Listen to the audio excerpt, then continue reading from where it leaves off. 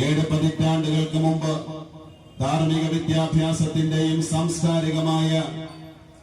പ്രഫുല്ലമായ അധ്യായങ്ങളുടെ ചരിത്രങ്ങൾ ഓർമ്മപ്പെടുത്തിക്കൊണ്ട് ദക്ഷിണ കേരളത്തിലെ ഇസ്ലാമിക സമൂഹത്തിന്റെ ജീവിതത്തിൽ ഒരു നവോത്ഥാനത്തിന്റെ ചിന്തയുമായി കടന്നുവന്ന ദക്ഷിണ കേരള ജമിയത്തുൽ ഉലമ എന്ന ആദർശ പണ്ഡിത പ്രസ്ഥാനം ഏത് പതിറ്റാണ്ട് കാലത്തെ നിഷ്കളങ്കമായ സേവന പ്രവർത്തനങ്ങളെ മാനവ സമൂഹത്തിന്റെ മുന്നിൽ സമർപ്പിക്കുന്ന 70ാം വാർഷികാഘോഷങ്ങളുമായി ബന്ധപ്പെട്ട പരിപാടികളിലാണുള്ളത്. വരുന്ന ജനുവരി മാസം 19-ാം തീയതി കൊല്ലം പീരങ്കി മൈതാനിയിൽ സംഗമിക്കുന്ന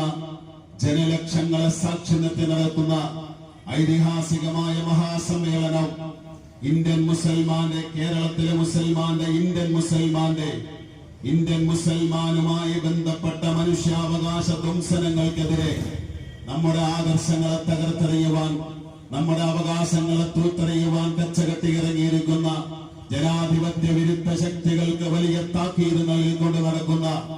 ഐതിഹാസികമായ അത്യുജ്വലമായ മഹാസമ്മേളനമാണ്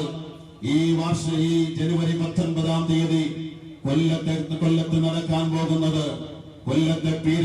പീരങ്കി മൈതാനിയുടെ മണൽത്തരികളോട് സമകാലികമായ ഒരു പുതിയ ചരിത്രം പറഞ്ഞുകൊണ്ട്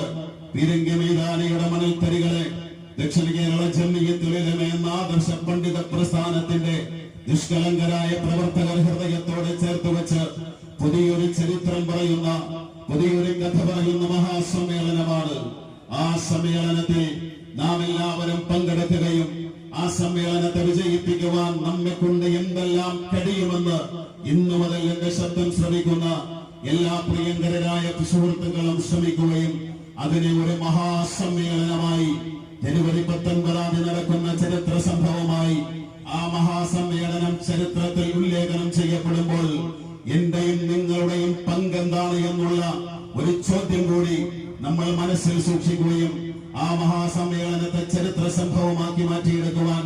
ആത്മാർത്ഥമായി പണിപ്പെടുകയും ചെയ്യണമെന്ന് വിനീതമായി അഭ്യർത്ഥിക്കുകയാണ്.